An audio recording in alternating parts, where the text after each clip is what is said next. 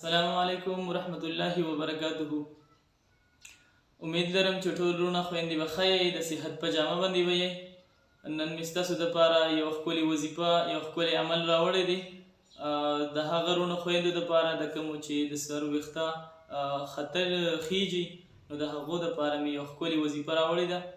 او انشاءالله چې دغه وظیفه وکړی شي نو الله رب العزت چې دی نو دغه وروڼو خویندو له د چا چې ویښته خیږي او زیات علاجونه یې ورله وکړله خو د وسه پورې د هغوی د سر ویښته چې دی نو هغه شانتې جاري دي خیږي، د هغوی دپاره دغه عمل دی ښه مجرب عمل دی، ازمایلی شوی عمل دی. موږ په خپله باندې چې دی نو دغه عمل چې دی کړی دی، نو کله به هم چې موږ دغه وظیفه کوله نو الله رب العزت چې دی نو زموږ د سر ویښته کوم زما ملګري چې دی په خپله باندې کړې ده او د هغو د سر ویښته چې دی ما ته یې ویله چې ما کله هم دا وظیفه شروع کړې ده نو د هغه وخت نه وروسته چې دی نو زما د سر ویښته به نه ختله، نو د هغه په وینا سره چې دی نو ما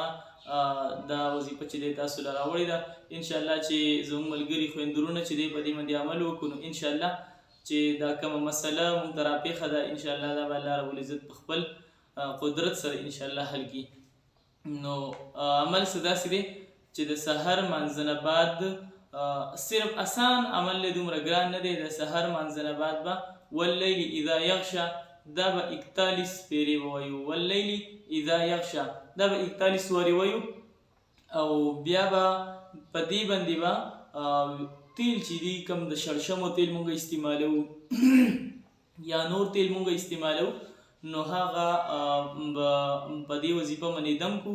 او د 41 ورځو پورې به مونږ دا وظیفه کوو. 41 ورځې چې دی نو دا به مونږ دم کو او دا به مونږ په خپلو ویښتو باندې لګو. آسان عمل دی، هسې هم سحر خلک مونځ کوي نو د مانځه نه بعد چې دی نو دغه عمل وکړو، بیا چې دی نو په زموږ سره چې کوم تیل کوم چې مونږ د خپلو ویښتو دپاره استعمالوو هغو باندې چې دی نو دا دم کو او بیا چې دی په خپلو ویښتو باندې هغه لګو نو الله رب العزت چې دی زموږ کوم ویښته خیږي انشاءالله الله رب العزت به زموږ دا مسله هواره کړي. نو دغه آسان عمل دی صرف واللیل اذا یغشه، صرف دغه یو ټکي دی د 41 پیرې ویل دي او 41 ورځو پورې دا عمل کول دي او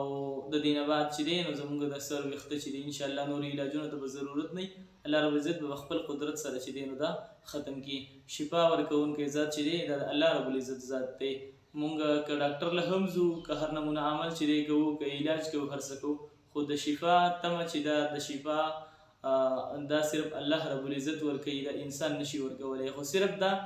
یو وسیله ده او دا چې دی علاج خو چې دی هغه بس علاج مونږ وکړلو الله رب العزت به مونږ له شفا راکړي د هغې په برکت سره. خو دا وظیفه چې کومه داسې ده نو دا به الله رب العزت مونږ له ثواب هم راکوي او شفا به راله هم راکوي، نو دوه ګټې دي. تر بلې ویډیو په لوی الله مو سپارمه د الله تعالی